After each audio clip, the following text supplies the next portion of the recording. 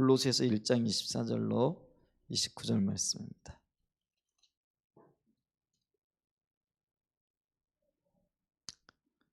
자, 골로새서 1장 24절 29절 말씀인데요. 교독하겠습니다. 같이 한번 읽어볼까요? 합독하죠. 나는 이제 너희를 위하여 받는 괴로움을 기뻐하고 그리스도의 남은 고난을 그의 몸된 교회를 위하여 내 육체에 채우노라. 내가 교회의 일꾼 된 것은 하나님이 너희를 위하여 내게 주신 직분을 따라 하나님의 말씀을 이루려 함이리라. 이 비밀은 만세와 만대로부터 감추어졌던 것인데 이제는 그의 성도들에게 나타났고 하나님이 그들로 하여금 이 비밀의 영광이 이방인 가운데 얼마나 풍성한지를 알게 하려 하심이라. 이 비밀은 너희 안에 계신 그리스도시니 곧 영광의 소망이니라. 우리가 그를 전파하여 각 사람을 권하고 모든 지혜로 각 사람을 가르치면 각 사람을 그리스도 안에서 완전한 자로 세우려 함이니 이를 위하여 나도 내 속에서 능력으로 역사하시는 역사를 따라 힘을 다하여 수고하노라. 아멘. 이 말씀을 가지고요, 교회를 세우는 섬김이라는 제목으로 말씀을 좀 나누기를 원합니다. 우리가 지금 성품, 여러 측면에서의 성품을 보죠. 그리고 뭐 성품이라 그래서 꼭 우리의 뭐 인격과 관련되어진 측면이기도 하지만 우리의 인격을 다듬을 수 있는 여러 장치들이 이렇게 있잖아요. 그래서 예를 들면 가족 관계 안에서, 또 인간관계 안에서, 또 뭐 이렇게 직장에서의 어떤 상하 질서를 통해서 이렇게 뭐 다듬어지고 또 우리의 인격이 빚어지는 이제 그런 과정들. 그래서 어떻게 인간관계를 하고 또 어떻게 우리가 살아야 할 것인가에 대한 말씀들을 쭉 이렇게 나누고 있잖아요. 그래서 특별히 이제 지난주 같은 경우에는 예배를 통한 어떤 빚어짐이라 그럴까요? 예배는 주님을 만남인데 만남을 통해서 우리가 우리의 그 성품이 빚어지고 또 주님을 만남으로써 우리가 자신이 내려지는 그런 경험들을 하게 되어지죠. 그랬을 때에 예배의 중심이 결국은 이제 주일 공예배라 이렇게 얘기를 했잖아요. 그래서 주일을 통하여 그리고 주일을 소중히 여기고 주일을 지키는 그런 어떤 신앙을 통해서 그게 예배의 중심과 우리의 신앙의 중심이 되어지는, 그래서 그 가운데에서 우리가 빚어지는 거죠. 그래서 어떤 면에서 보면은 요즘은 이제 그런 어떤 중요성들이나 이런 것들이 좀 덜할지 몰라도 예전에는 주일에 대한 개념이 굉장히 강했잖아요. 근데 그 주일에 대한 어떤 개념과 또 주일을 지키려고 하는 어떤 신앙적 열정이 어떤 때는 우리를 굉장히 많이 훈련시키는 역할들도 하고 있었던 것들을 보죠. 근데 뭐 그게 오늘날에는 덜하다 이것보다도요, 그런 것들에 대한 어떤 열망과 열정들이 이렇게 많이 식어져 있는 것들을 이렇게 볼 수가 있는 거죠. 근데 예배는 주님을 만남이고 이 만남을 통해서 우리가 가장 많이 빚어질 수 있는데, 근데 예배의 중심이 주일이죠. 그리고 주님이 그날을 기억하라라고 말씀하셨잖아요. 그래서 구약 시대는 이게 안식이 되었고 안식일의 주인이신 주님이 부활 그 첫날, 그러니까 오늘날 우리가 얘기할 때 주일에 부활하셨어. 우리는 그날을 기념하여서 신약 시대에 넘어오면은 이제 주의 날에 예배하는 것들을 우리가 지난 주간에 쭉 말씀을 통해서 이렇게 살펴봤잖아요. 그래서 그 예배의 중심인 주일, 또 주일을 소중히 여기는 것들을 통해서 우리가 우리의 신앙을 지키고 또 주님과의 관계를 갖고 나가는 그런 어떤 영역들을 살펴봤는데, 오늘은 이제 교회를 세우는 것과 관련되어져서 교회를 세우는 것을 우리가 하나님의 일을 감당하는 것과 관련시키고 또 이게 섬김의 영역이 되어진다는 거죠. 여기서의 섬김은 그 예배로서의 어떤 섬김도 있겠지만은 교회의 어떤 여러 가지 일들을 함께 감당함으로 섬겨 나가는 거죠. 이제 그때 그렇게 함으로써 교회가 세워지는데, 근데 이 섬김이 쉬운 건 아니죠. 그래서 교회의 일을 감당하는 사람들을 일꾼이라 하고 또 그런 일들을 감당하는 사람들을 직분자라고 이렇게 얘기를 하잖아요. 근데 일꾼으로서 직분을 감당하는 것 자체가 어떤 면에서는 많은 헌신과 수고와 또 다루심이 필요한 영역이죠. 그랬을 때에 사도 바울은 어떤 섬김, 그러니까 교회의 일꾼으로서의 어떤 자세를 가지고 또 어떻게 섬겨 나갔는가, 또 그것이 어떤 열매를 거둘 것인가, 이런 부분들을 좀 살펴보면서 이 교회 섬김을 통하여 우리가 다듬어지는 그런 어떤 측면들도 있다라는 것을 이렇게 기억해야 되겠죠. 우리가 다 주제하고 있듯이 알고 있듯이 우리는 그리스도의 몸에 지체로 이렇게 부름을 받았잖아요. 그래서 그 몸에 붙어 있는 지체들이, 팔은 팔이면 팔대로, 다리면 다리면 다리대로, 아니면 손가락이면 손가락들대로 자신의 역할을 충실하게 감당할 때 몸이 건강하잖아요. 근데 마찬가지로 교회 지체인 우리가 누구는 팔로, 누구는 다리로, 누구는 눈으로, 누구는 입으로, 누구는 코로 뭐 이렇게 부름을 받았다라는 거예요. 그 얘기는 교회 안에 각자가 맡겨진 또 맡은 역할들이 있고 또 지체로서의 직분이 있다라고 이렇게 말씀드릴 수 있다라는 거죠. 그랬을 때 이 한 사람 한 사람이 각 지체의 역할들, 한 몸의 지체의 역할들을 감당하게 되어질, 다시 말하면 교회에서 맡겨진 일들을 잘 감당하게 되어질 때에 교회가 건강하게 세워지는 거죠. 근데 이 건강하게 교회를 세워나가는 이 영역들 속에서 교회만 세워지는 게 아니라 결국은 일꾼들도 빚어지고 다듬어지는 거죠. 이제 그러면서 하나님의 영광을 나타내는 거죠. 근데 이걸 우리가 일꾼의 섬김이다 이렇게 얘기를 할 수 있는데요. 근데 우리가 첫 번째로 살펴보기를 원하는 게 뭐냐면, 일꾼으로서의 섬김 혹은 지체로서의 섬김이 결국은 하나님의 뜻을 이루어 나가는 거라는 거죠. 자, 그래서 이게 사도 바울이 오늘 골로새서가 사도 바울이 쓴 책이잖아요. 그래서 여기 보면은 나는 24절에 이제 너희를 위하여 받는 괴로움을 기뻐하고 그리스도의 남은 고난을 그의 몸된 교회를 위하여 내 육체에 채우느라. 그러니까 내 육체의 수고와 헌신을 통해서 교회를 섬긴다라는 그런 의미가 되어진다라는 거죠. 그러면서 이제 25절에 보면 이렇게 육체의 섬김과 헌신을 통하여 교회를 섬겨 나가는, 이게 이제 일꾼된 자의 삶인데, 근데 25절에 이렇게 얘기를 하고 있어요. 내가 교회의 일꾼된 것은, 섬기는 자가 된 것은, 이런 의미죠. 하나님이 너희를 위해 내게 주신 직분을 따라. 일꾼이 직분으로서의 어떤 역할들이죠. 근데 그게 뭐라고요? 여기 보면은 내가 이 직분을 감당하고 또 육체의 그리스도의 몸된 교회를 위하여 고난을 채우는 것, 뭐 이런 것들이, 그게 결국은 하나님의 말씀을 이루는 것이라는 거죠. 그래서 하나님의 뜻을 따라 하나님의 말씀을 이루는 거다. 그래서 우리에게 맡겨진 일들, 또 섬김들 혹은 지체로서의 어떤 역할들이 결국은 하나님의 뜻을 이루고 말씀을 이루어가는 거라는 거죠. 그래서 우리가 예를 들면 그래요. 뭐 내가 힘이 남아 돌아서, 혹은 뭐 어떤 일들을 좋아하기 때문에, 혹은 어떤 일을 싫어하기 때문에 이런 일들을 뭐 감당하고 혹은 감당 못하고 이런 게 아니라는 거예요. 그러니까 우리는 그리스도의 몸의 지체로 부름을 받았기 때문에 그 지체로서의 역할을 해야 되는데, 그게 곧 말씀을 이루는 거라는 거죠. 그리고 하나님의 뜻을 이루는 거라는 거죠. 그래서 이 일꾼으로서의 혹은 직분자로서의 사명을 감당하는 것은요, 너무나도 이게 당연한 것일 뿐만 아니라 우리가 그렇게 해야 된다라는 거예요. 근데 우리가 그런 어떤 것들에 이게 어떤 면에서는 그게 있잖아요. 뭐 형편이 되면 하고 형편이 못 되면 안 하고, 물론 이제 그래요. 우리가 뭐 형편이 안 되는데 어떻게 할 수 있는 거는 아니죠. 혹은 또 시간이 안 되는데 뭐 억지로 해야 된다, 이건 아니죠. 근데 그럼에도 불구하고 우리가 이런 일들이 주님의 뜻을 이루고 말씀을 순종하여 나가는 그리스도인의 삶에 당연한 것이라고 여기고, 또 그걸 받아들이게 되어지면은요, 표현이 좀 그래요. 없는 시간도 내게 되어지고요, 할 수 없는 상황 속에서도 그걸 기쁨으로 감당하게 되어지는 거죠.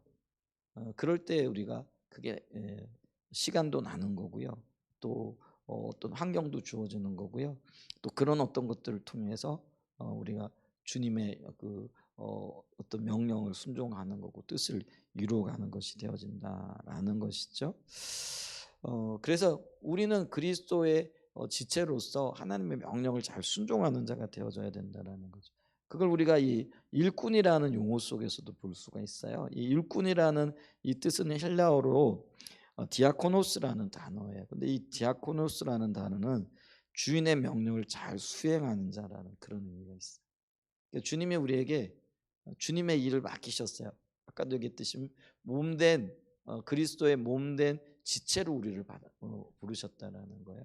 근데 예를 들면은 손이 나 힘들어, 내가 뭐 못해, 그러면서 표현이 좀 그런데 요즘 뭐 노동 현장에서 태업이라 그러나요? 그러니까 어떤 면에서 법적인 테두리 안에서 일을 천천히 진행함으로써 어떤 뭐 흐름을 막는 거라든지 뭐 이런 것들 있잖아요. 이제 그런 걸 한다라고 생각을 해보세요. 아니면 파업을 한다라고 생각을 해보세요. 그러면은 파업을 하는 노동자들이 있는 공장이 잘 돌아가지 않겠죠, 당연히. 이제 그렇듯이 우리의 그리스도의 몸의 지체로 부름받은 저와 여러분들은 몸의 어떤 원활한 어떤 기능 역할들을 또 어떤 그 목적들을 이루기 위하여 잘 기능하고 역할들을 감당해야 된다라는 거예요. 그게 일꾼의 소명이라는 거예요. 그리고 일꾼이라는 단어가 주인의 명령을 잘 순종하고 준행한다라는 그런 의미가 있다라는 거죠. 그래서 이 말이 그런데 예배와도 관련이 되어지는 말이라는 거예요. 이게 디아코노스라는 말이, 그래서 우리가 예배라는 말을 그 서비스라고 이렇게 영어로 쓰기도 한다 그랬잖아요. 근데 서비스가 섬김이기도 하지만 어떨 때는 예배라고도 표현되어진다는 거예요. 근데 이게 그 디아코노스라는 단어가 예배라는 단어와 잘 관련이 되어져서 쓰여지는 단어라는 거죠. 자, 그랬을 때 그게 뭐냐면은요. 그러니까 우리 예배가 우리가 생활적 예배라는 그런 의미도 하잖아요. 말도 이렇게 쓰잖아요. 그러니까 우리가 예배를 다양하게 우리가 뭐 살펴봤잖아요. 그래서 예를 들면 우리는 이렇게 모여가지고 찬양하고 어떤 형식을 따라 드리는 것, 이것도 당연히 예배지만은 우리의 삶의 모든 것들이 예배가 되어질 수 있다라는 거죠.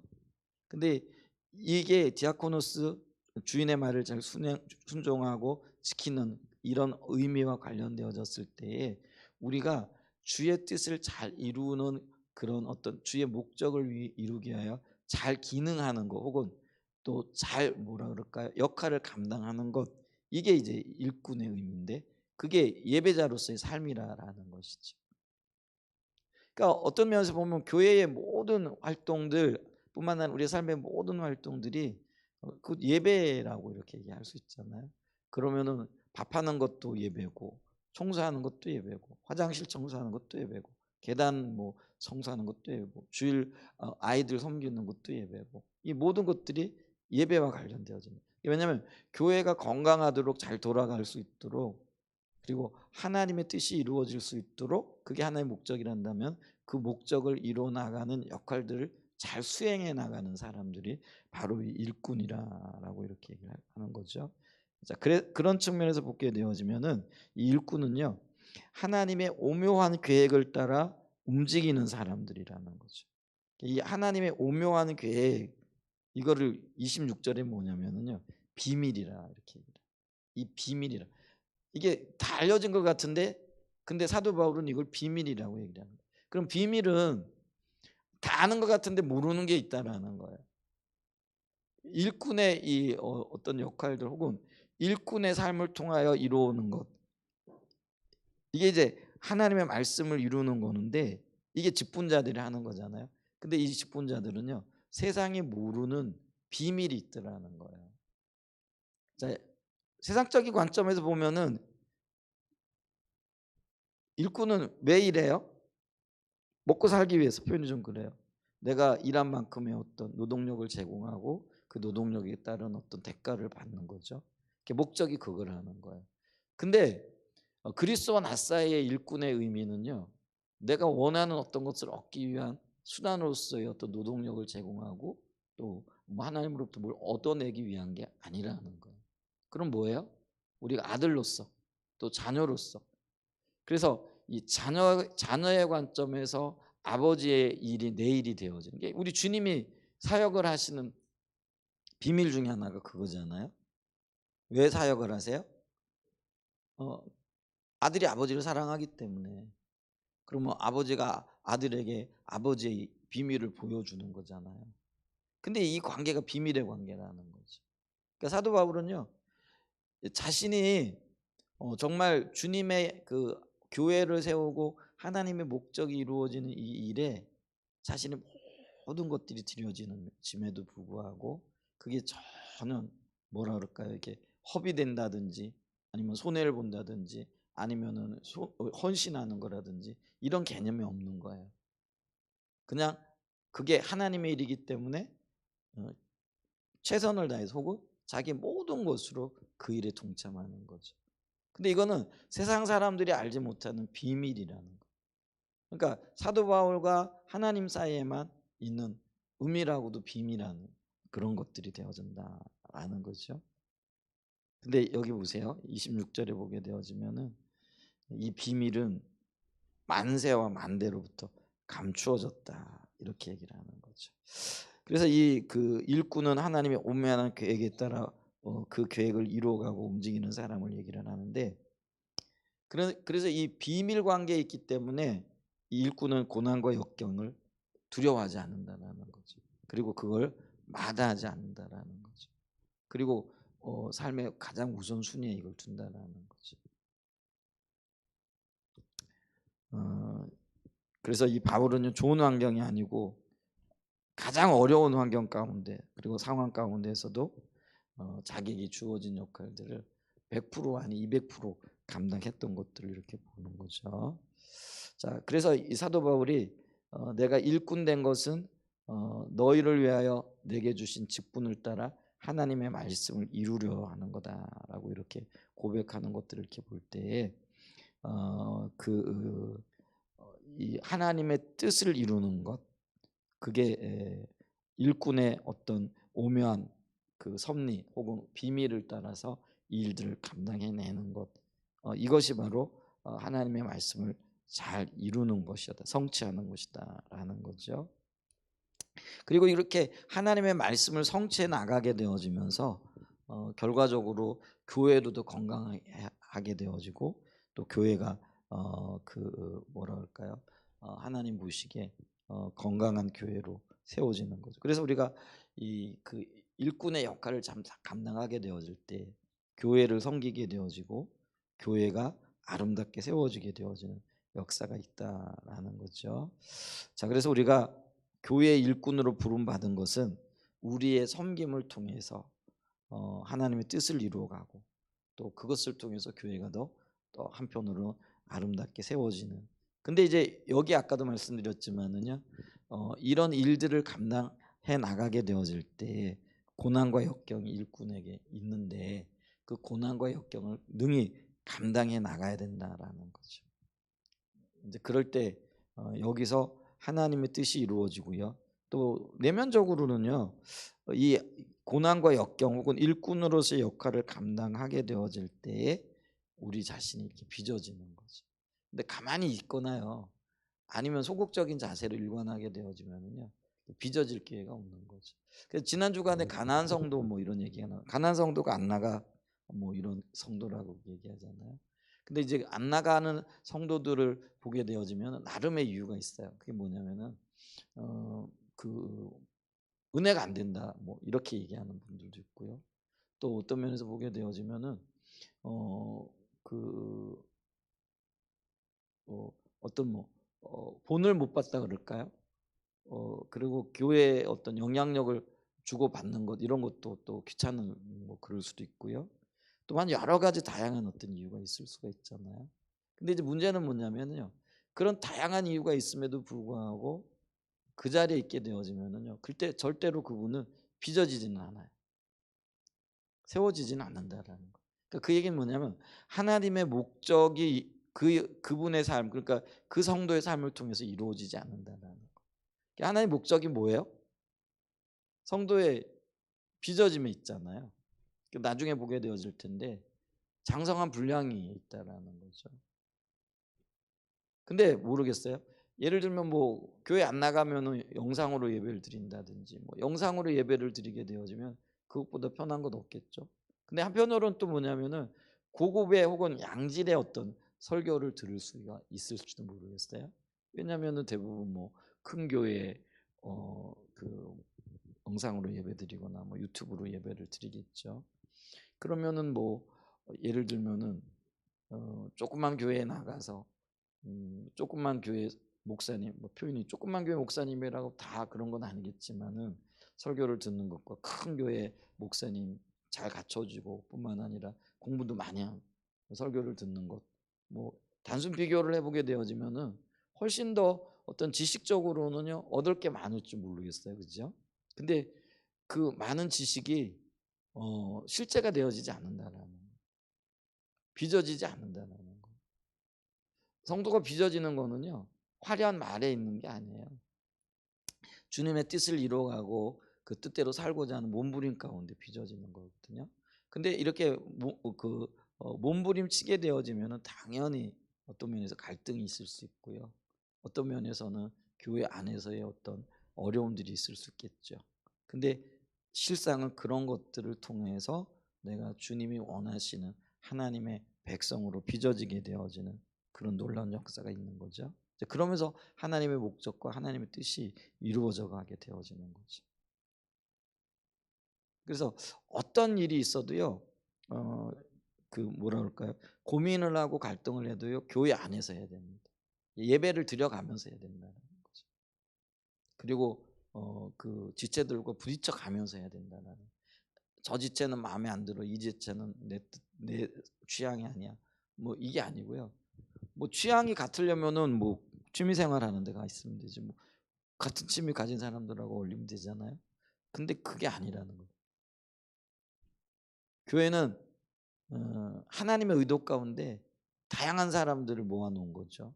그래서 이게 그 교회 안에 하나님의 뜻을 따라 부름받은 사람들이 있는 거예요. 근데 그 사람들은 내 취향이 아니라는 거죠. 그렇기 때문에 서로 부딪혀가면서 빚어지는 곳, 그게 바로 교회고, 교회가 또한 그런 역할을 해야 된다라는 거죠. 그렇기 때문에 우리가 한 가지 저나 여러분들이나 정말 기억해야 될 게 있어요. 그게 뭐냐면은 예를 들면 뭐 내가 시험에 들었다, 뭐 여러 가지 일들이 있다, 들 수가 있어요. 근데 시험에 들었을 때 그럼에도 불구하고 내가 있어야 할 자리가 예배의 자리고 성도들과의 교제의 자리고 또 교회 일을 감당하는 자리에 있어야 된다는 거. 그래야만이 빨리 그런 어떤 어려움들을 극복하고요. 뭐 시련이랄까 시험이란 문제. 근데 시험은 대부분요.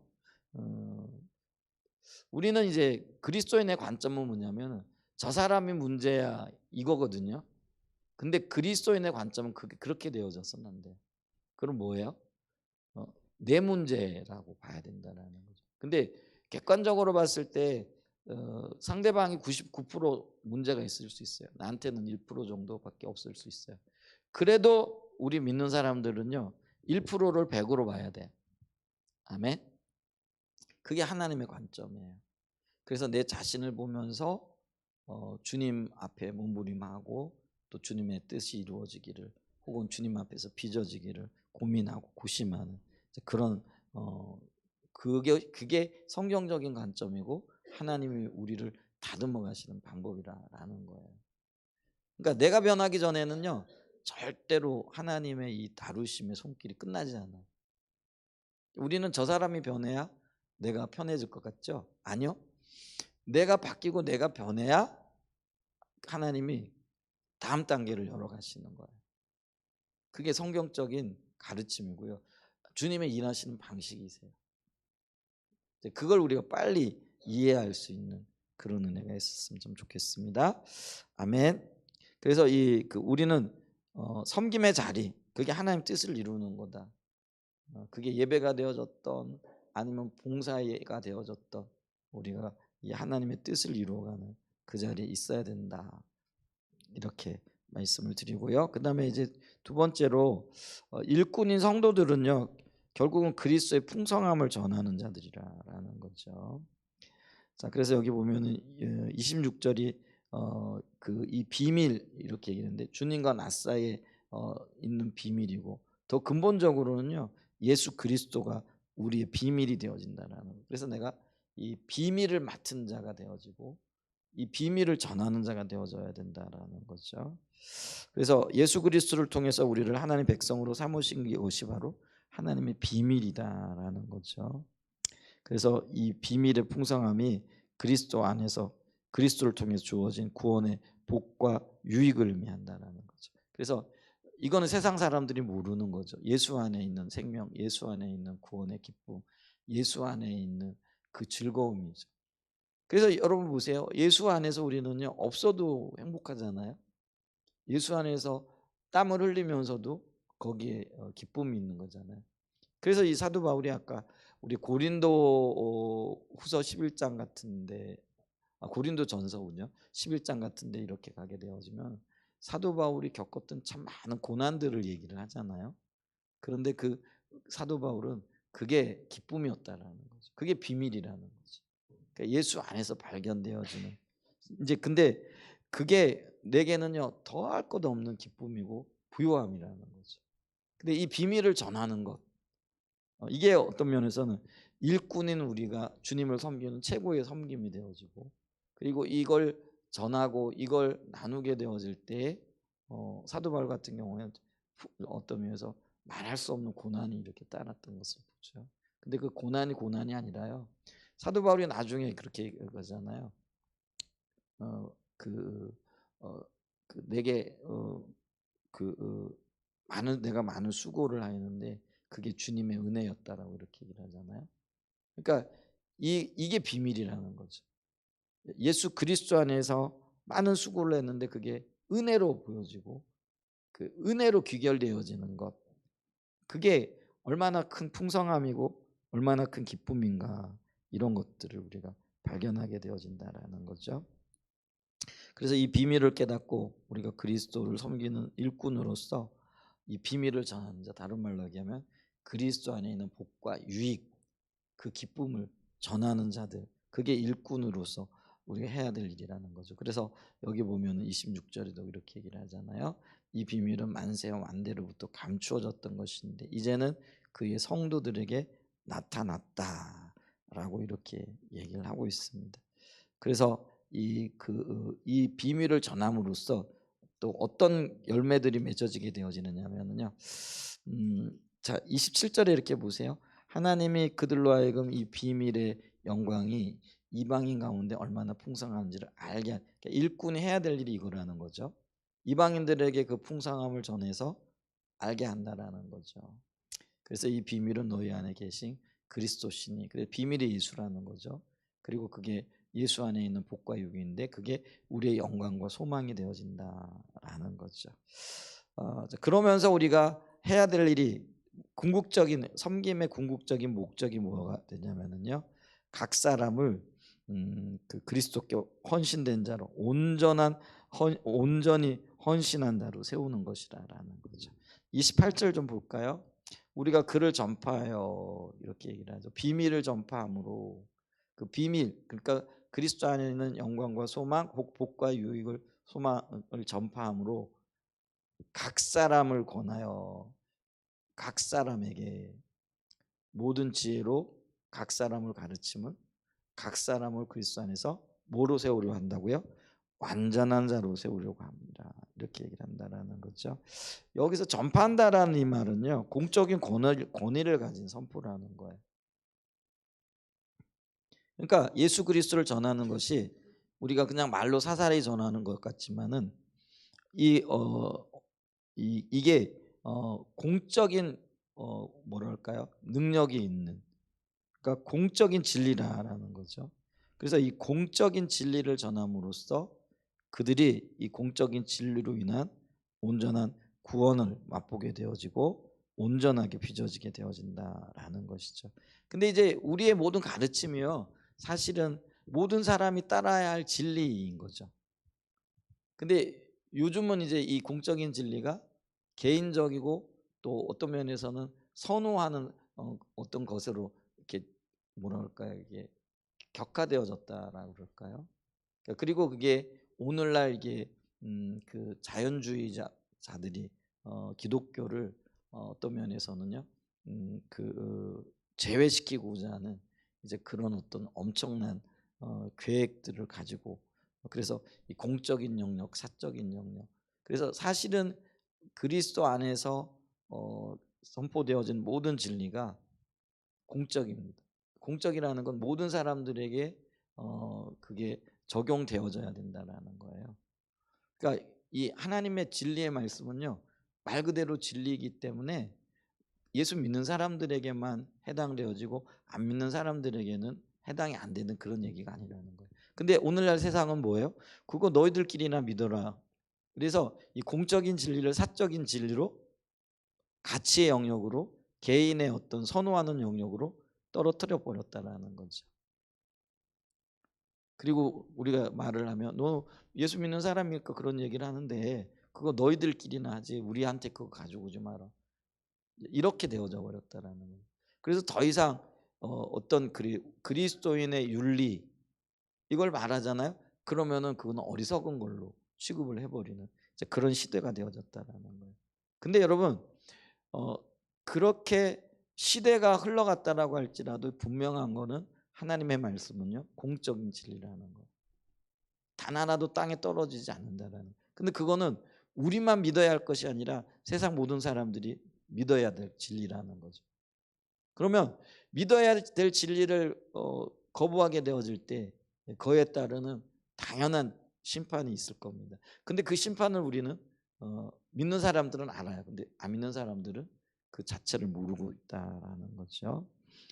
근데 우리가 이런 공적인 진리를 선포하고 가르쳐야 할 이유는 뭐냐면요. 그것이 그 진리가 사람을 변화시킬 수 있는 유일한 진리라는 거예요. 예를 들면 우리가 세상에 요즘은 공적인 진리라고 얘기하는 게 뭐예요?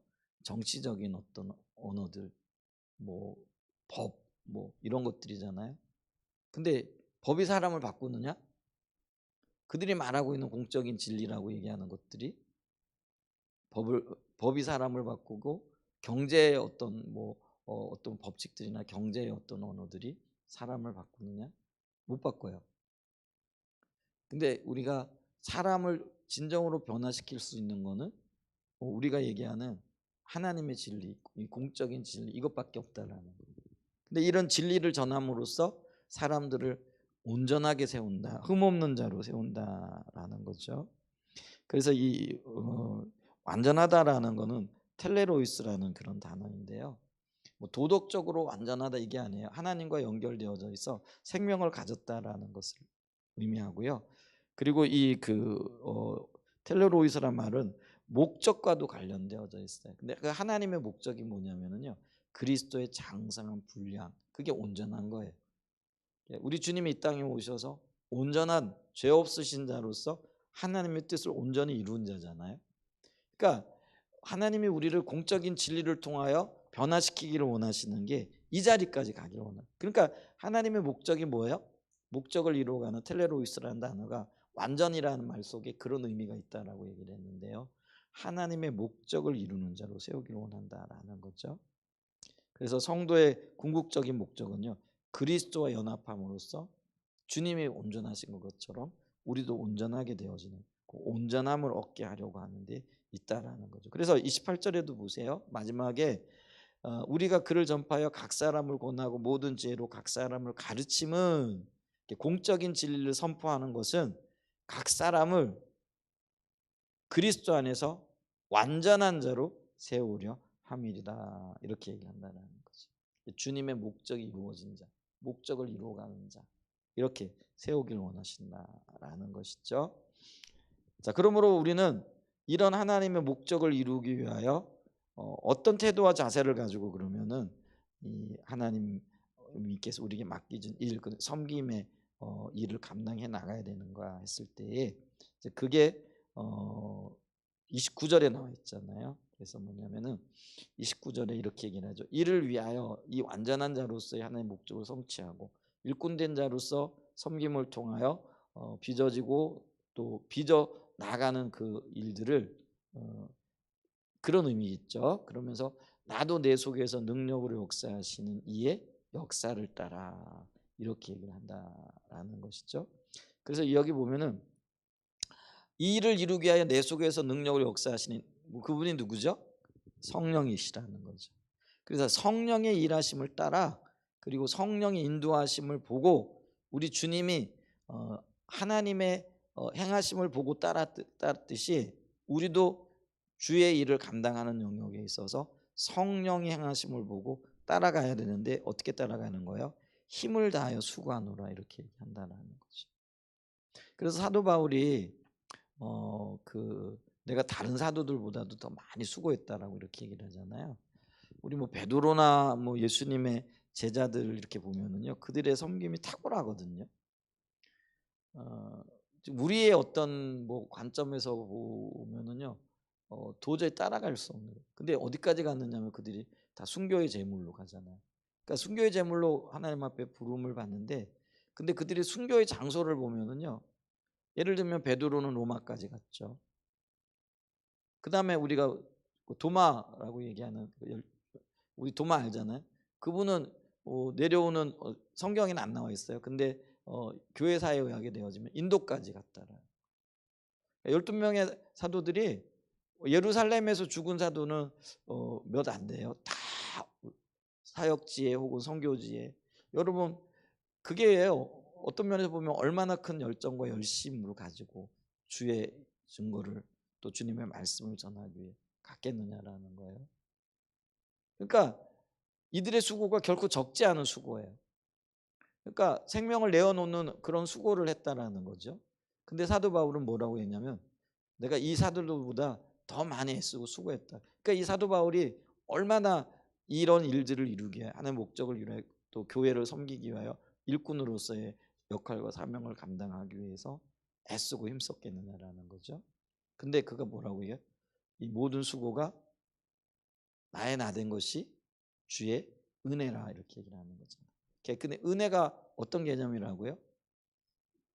주님이 주님의 일을 이루실 수 있도록 도우시는 하나님의 임재의 능력이죠. 그럼 여기서 하나의 임재의 능력이라는 게 성령의 역사라는 거예요.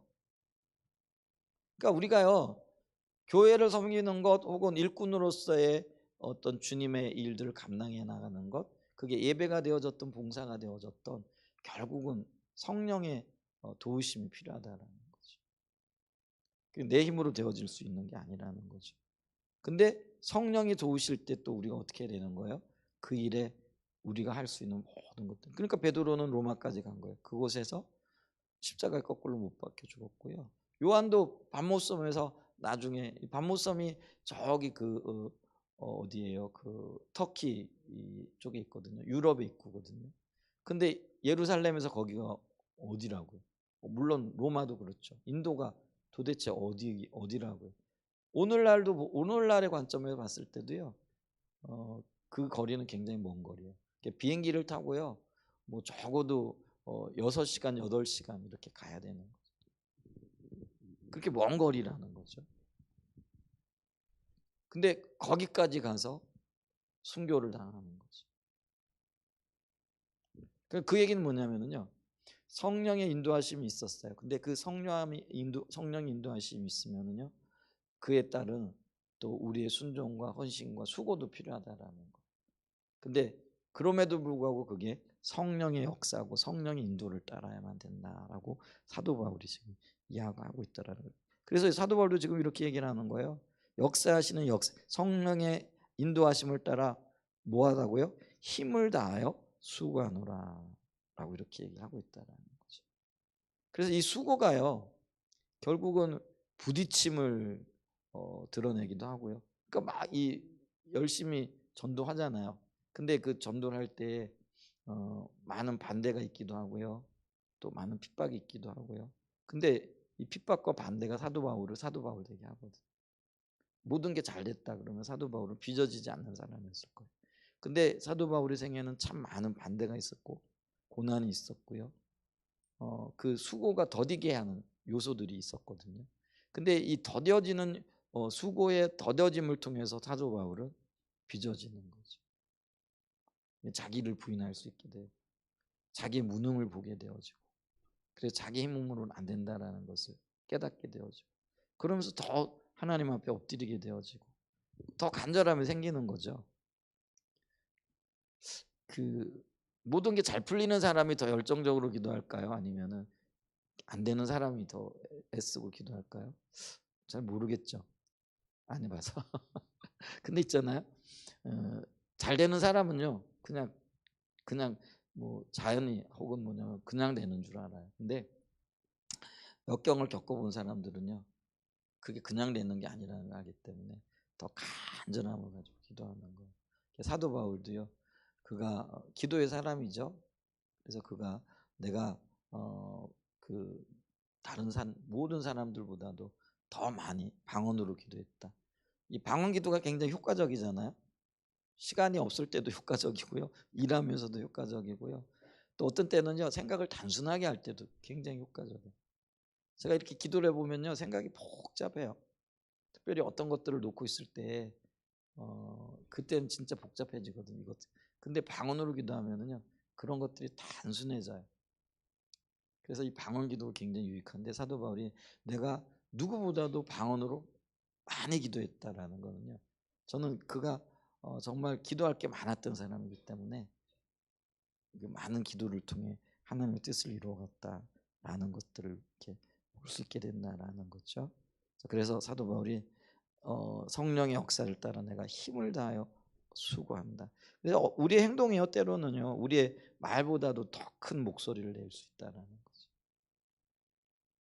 정말 우리가 삶에서 최선을 다할 것인가, 또 다했는가. 사도 바울은 어떤 면에서는요, 후회가 없었을 것 같아요. 그가 주님 앞에 섰을 때 나의 달려갈 길과 주 예수께 받은 사명을 감당하기까지 내 생명을 조금도 귀한 것으로 여기지 아니하였노라. 이게 사도 바울의 고백이 그거잖아. 참 부러워요. 저는 이렇게 보면 그런 어떤 것들이 굉장히 부족한데, 부족해도 또 성경은 그걸 요구를 하고 있으니까 또 가르치고, 또 저도 그렇게 따라가기를 원합니다. 근데 우리의 성품과 또 우리의 이런 것들이 빚어짐을 통해서 더 놀라운 역사들, 더 놀라운 하나님의 어떤 일들을 이루어 나가야 되겠죠. 자, 그러면서 우리가 빚어지는 거예요. 그리고 또 온전해지는 거고요. 그래서 오늘 말씀 좀 마무리하기를 원하는데요. 주님이 우리를 일꾼으로 부르셨어요.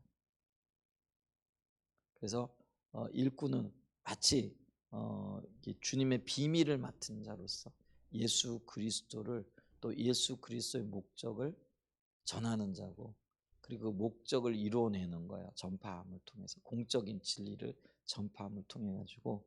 근데 그 예수 그리스도의 목적이 뭐라고요? 목표가 뭐라고요? 그리스도의 장성한 분량, 완전한 자로 세우기 위함이라는 거죠.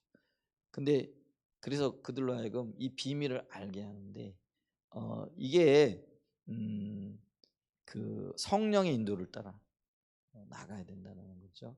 근데 성령의 인도뿐만 아니라 여기에 뭐가 필요하냐면요, 그 힘을 다해 수고하는 수고가 필요하다는 거죠. 근데 여기에 온갖 다툼과 혹은 온갖 반대와 온갖 어려움들이 있게 되어지겠죠. 그것이 우리로 하여금 빚어지게 하고, 우리의 성품이 우리에게는요, 그리스도를 닮아가게 하는 그런 역할들을 하게 되어진다라는 거죠.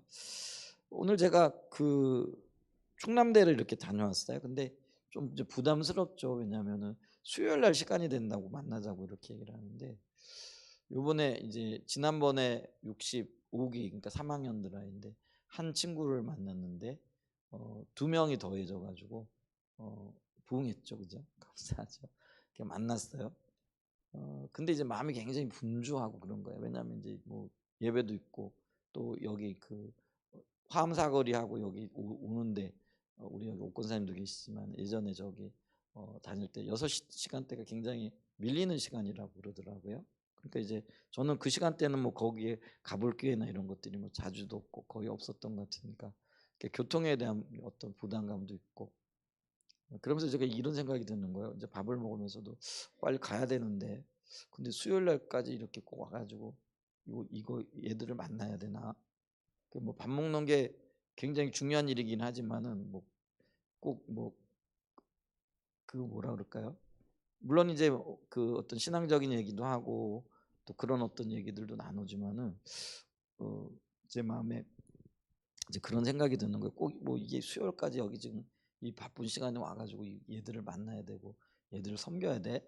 슬며시 이제 좀 이런 생각이 드는 거예요. 좀 마음이 좀 불편하기도 하고, 뭐 시간도 좀 쫓기는 그 느낌도 들고.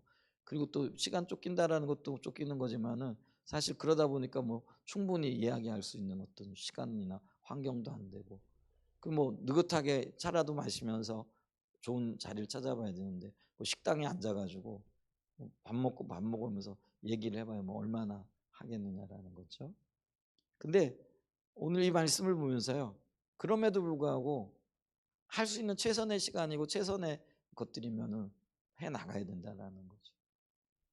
그게 뭐 환경 찾고 좋은 자리 찾고 뭐 이게 아니고요. 뭐 밥을 먹으면서도 어떤 때는 뭐 복음을 전해야 되고 또 신앙적인 얘기를 해야 되고 근데 그게 인간적으로 볼 때는 굉장히 어리석은 것처럼 보이고 시간에 쫓기는 어떤 것들이라고 할지라도 주님 안에서는 성령이 기뻐하실 뿐만 아니라 내가 할 수 있는 최선의 것들이 되어지지 않겠는가. 그러면서 나머지는 이제 주님 앞에 맡기는 거죠. 그럼 어떤 아이들은 그럴 거예요. 와가지고 뭐 이렇게 뭐 자기들도 그런 생각할 거예요. 아이 우리도 바쁜데 뭐 이렇게 지금 뭐 와가지고 뭐 마치 뭐 코로 넘어가는지 입으로 넘어가는지 모르게 뭐 와가지고 뭐 여러 가지 이야기를 하는데 무슨 이야기도 하는지 모르겠고 옆에서는 떠들고 뭐 식당이고 뭐 이런 어떤 그렇지만은 결국은 하나님이 하셔야 되고 하나님께서 일을 이루어 가실 거잖아요. 근데 우리는 다만 주어진 시간 안에 살 수 있는 것만 해 나가면 되겠다. 그러면서 이제 제가 이제 다듬어지는 거예요. 불편한 마음이 그래 이것도 하나님 기뻐하시는 일이라면은 뭐 그것도 기쁨으로 섬기면 되는 일이지. 그러면서 결과는 주님 앞에 맡기는 거지. 주님은 뭐 어린아이의 한마디를 통해서도 하나님의 일들을 이루어갈 수 있는 거잖아요. 근데 그래서 이제 그런 부분들이 있고요. 그 다음에 이제 또 여러분들은 여러분들대로 정말 최선을 다해서 또 여러 가지 형편과 환경 가운데에서 각자의 삶의 자리에서 주님의 인도를 받고 또 주님 안에서 내가 할 수 있는 것들을 해나가면서 주님의 뜻을 이루어가는 그래서 결과는 주님이 알아서 하실 겁니다. 그렇게 우리가 주님을 섬겨가면서 내가 하고 싶은 거라면은 그거죠. 뭐 수요일 날 복잡한데 시간도 없는데 왜 이 자리에 앉아 있으냐. 그건 내 생각이고요. 주님은 그럼에도 불구하고 그 일을 하기를 원하시는 거죠. 근데 우리 모두가 그래요. 피곤하고 힘든데 내가 뭐 여기 나와 앉아 있어야 돼.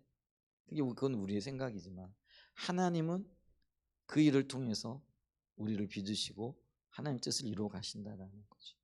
그래서 우리가 내가 있어야 할 자리, 해야 할 그 일들 보여지고 비춰질 때 미루거나 아니면 불편해할 것이 아니라 적극적으로 그 일들을 감당해 감으로써 우리가 하나님의 사람으로서 일을 이루어가는 거죠. 그리고 그곳에서 하나님의 뜻이 이루어질 겁니다. 아멘.